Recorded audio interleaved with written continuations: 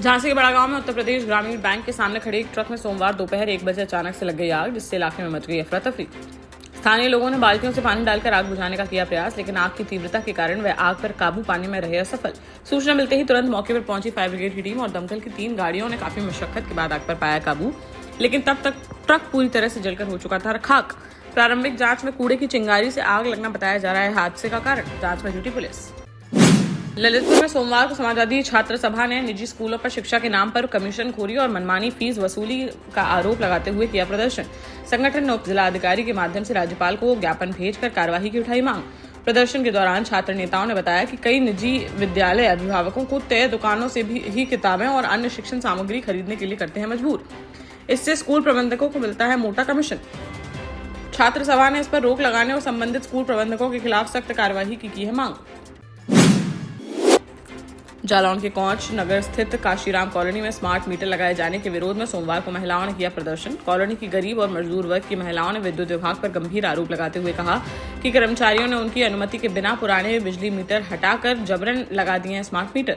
महिलाओं ने बताया कि जब उन्होंने इसका किया विरोध तो कर्मचारियों ने किया अभद्र व्यवहार और कहा कि ऊपर से आदेश पर किया जा रहा है। इससे नाराज होकर कॉलोनी की दर्जनों महिलाएं पहुंची कोंच तहसील परिसर और जोरदार प्रदर्शन कर स्मार्ट मीटर हटाकर पुराने मीटर लगवाए जाने की उठाई मांग। टीकमगढ़ की कोतवाली पुलिस ने सोमवार को दुष्कर्म और छेड़खानी के आरोपी जमालुद्दीन काजी को कर लिया गिरफ्तार। एक महिला की शिकायत पर पुलिस ने आरोपी के खिलाफ विभिन्न धाराओं में दर्ज किया था मामला, जिसके बाद की गई ये कार्यवाही। आरोपी की गिरफ्तारी से पहले बीती रात बुंदेलखंड पीठाधीश्वर महंत सीताराम दास महाराज के नेतृत्व में हिंदूवादी संगठनों ने की थी बैठक। संगठनों ने इसे लव जिहाद का मामला बताते हुए आरोपी की तत्काल गिरफ्तारी और कड़ी कार्यवाही की उठाई थी मांग। गिरफ्तार कर न्यायालय में पेश करते हुए भेजा गया जेल। यूपी-एमपी बॉर्डर से लगे निवाड़ी जिले से बड़ा कांड आया सामने, जहां सेंदरी थाना क्षेत्र के पूछा की पहाड़ी ढिमरपुरा में एक युवती की मछली काटने वाली छुरी से गला काटकर कर दी गई हत्या। कुछ दिन में ही उसकी होने वाली थी शादी। मर्डर स्पॉट से 100 मीटर दूर झांसी के युवक की भी पड़ी हुई थी लाश। जानकारी के मुताबिक मृतक युवती की सागर जिले में के सिंदूर थाना क्षेत्र निवासी 20 वर्षीय वर्षा केवट के रूप में हुई है पहचान। वहीं मृतक युवक की झांसी के सिरौनी निवासी 24 वर्षीय हरेंद्र केवट के रूप में हुई है शिनाख्त। शक है कि युवक ने पहले युवती की हत्या, फिर खुद ही उठा लिया गलत कदम, जिससे उसकी भी चली गई जान। फिलहाल पुलिस ने दोनों शवों को पोस्टमार्टम के लिए भेजकर मामले की गहनता से जांच पड़ताल कर दी है शुरू। दतिया में पंडोखर थाना पुलिस ने डकैती की योजना बना रहे बदमाशों की गिरफ्तारी के बाद खुलासा करते हुए इलाके में हुई 2 बड़ी चोरियों की सुलझा दी गुत्थी। पूछताछ के दौरान आरोपियों ने 18 फरवरी 2026 को पंडोखर और 2 नवंबर 2025 को सौजना खिरिया गांव में हुई चोरी की वारदातों को कर लिया कबूल।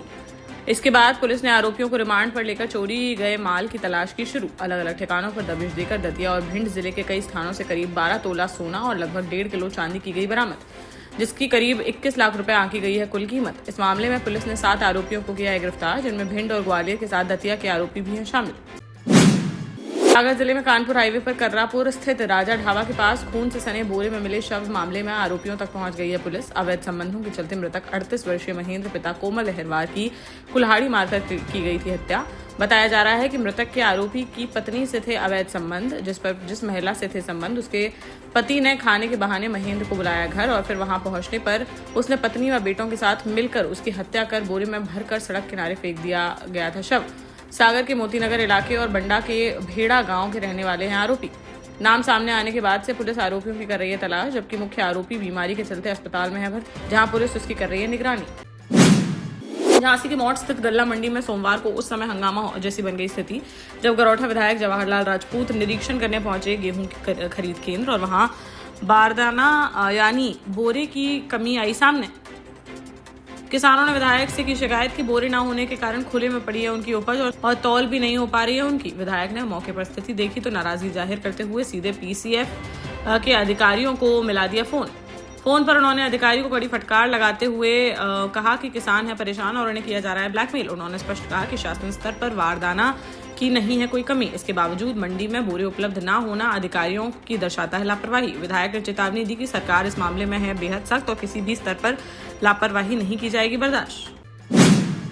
देश का जाना माना सैनफिन ग्रुप आपके लिए फिर लाया है झांसी में वास्तु के हिसाब से फ्लोर प्लान सहित एक शानदार टाउनशिप, जिसमें सुरक्षा की दृष्टि से सीसीटीवी, एक ही ग्रैंड गेट से एंट्री और एग्जिट, चौड़ी सड़कें, parking, car wash area, senior citizen and international fountain parks, swimming pool, gym, badminton, tennis आदि courts, school, hospital, shopping mart आदि कई सुविधाएं। इसीलिए तो हम झांसी में लोगों की पहली पसंद। महोबा में असमय बारिश और ओलावृष्टि से बर्बाद हुई फसलों के मुआवजे की मांग को लेकर समाजवादी पार्टी ने किया प्रदर्शन।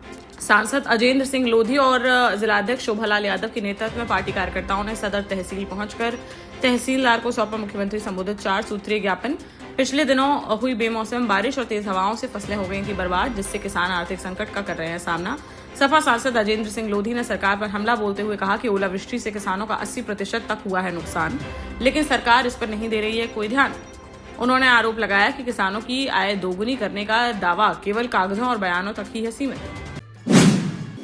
जालौन में चल रही गेहूं खरीद प्रक्रिया को पारदर्शी और सुचारू बनाए रखने के उद्देश्य से जिला अधिकारी राजेश कुमार पांडे ने सोमवार को विभिन्न खरीद केंद्रों का किया औचक निरीक्षण के दौरान उन्होंने न केवल व्यवस्थाओं का बारीकी से लिया जायजा, बल्कि मौके पर मौजूद किसानों से संवाद कर सुनी उनकी समस्याएं।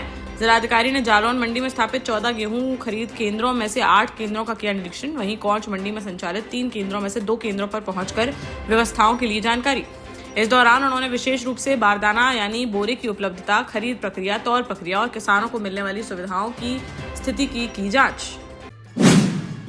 झांसी में जीएसटी घोटाले में 1 करोड़ रुपए का इनपुट टैक्स क्रेडिट यानी आईटीसी हड़पने वाले गिरोह के एक और आरोपी अशोक कुमार को नावाबाद पुलिस ने कर लिया गिरफ्तार। फर्जी बिल बनाकर आईटीसी हड़पता था ये आरोपी, जिसके पास से 78 जीएसटी इनवॉइस और 16 सिम कार्ड किए गए हैं बरामद। इनके सहारे की फर्जी फर्म की जाती थी संचालित। 3 दिन पहले वीरेंद्र को किया गया था गिरफ्तार। पूछताछ में गिरोह के 4 आरोपियों के नाम आए हैं सामने, जिनकी की जा रही है तलाश। झांसी में राजनीतिक और सामाजिक संगठनों से जुड़ी महिलाओं ने सर्किट हाउस में नारी शक्ति वंदन अधिनियम को लेकर पत्रकार वार्ता का किया आयोजन। उन्होंने इसे महिलाओं का सशक्तिकरण और लोकतंत्र को मजबूत करने की दिशा में बताया एक ऐतिहासिक पहल। इस मौके पर भारतीय जनता पार्टी से जुड़ी महिला कार्यकर्ता भी रही मौजूद और उन्होंने अधिनियम के समर्थन में रखी अपनी बात। उन्होंने कहा कि महिलाओं को राजनीति में उचित प्रतिनिधित्व दिलाने की दिशा में मील का पत्थर साबित हो गया है निर्णय। समाज सेविका डॉक्टर नीति शास्त्री ने कहा कि केंद्र सरकार द्वारा लागू किए गए इस अधिनियम के माध्यम से देश की आधी आबादी यानी महिलाओं को राष्ट्र निर्माण में सक्रिय भागीदारी का मिल रहा है अवसर। उन्होंने कहा कि अधिनियम के तहत महिलाओं को जो शक्ति की गई है प्रदान, उससे सड़क से लेकर संसद तक नीति निर्धारण में प्रभावी भूमिका निभा सकेंगी वह। उनके अनुसार इससे न केवल राजनीति में महिलाओं की बढ़ेगी भागीदारी, बल्कि समाज के विभिन्न वर्गों से जुड़ी समस्याओं को भी उठाया जा सकेगा पूरी मजबूती के साथ। झांसी के मौरानीपुर में तेज रफ्तार का देखने को मिला कहर, जहां झांसी खजुराहो हाईवे पर बुखारा गांव के पास गायों से टकरा गई एक तेज रफ्तार कार। इस दुर्घटना में 2 गायों की मौके पर ही हो गई दर्दनाक मौत। हालांकि कार में सवार सभी लोग बताए जा रहे हैं सुरक्षित। उस समय हुई यह घटना जब अपनी निजी कार से हरपालपुर स्थित अपनी ससुराल जा रहे थे झांसी निवासी मानवेंद्र यादव। टक्कर इतनी भीषण थी कि कई मीटर दूर जा गिरी दोनों गायें। हादसे में कार को भी पहुंचाया नुकसान। सूचना मिलते ही मौके पर पहुंची पुलिस और मृत गायों को कब्जे में लेकर मामले की जांच कर दी शुरू।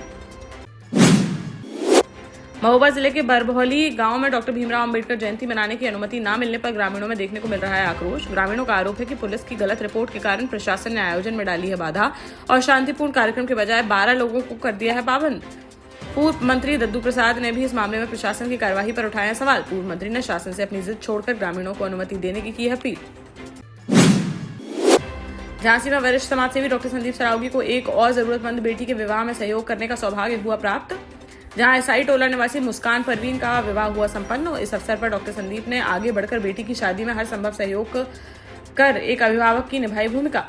शादी से पूर्व मुस्कान को प्रतिष्ठित पार्लर से कराया गया तैयार। विवाह के पूर्व संघर्ष सेवा समिति के कार्यालय पर एक भावुक विदाई समारोह किया गया आयोजित, जहां डॉक्टर संदीप ने मुस्कान को full size trolley bag, sari एवं अन्य आवश्यक गृहस्थी का सामान भेंट कर दी विदाई।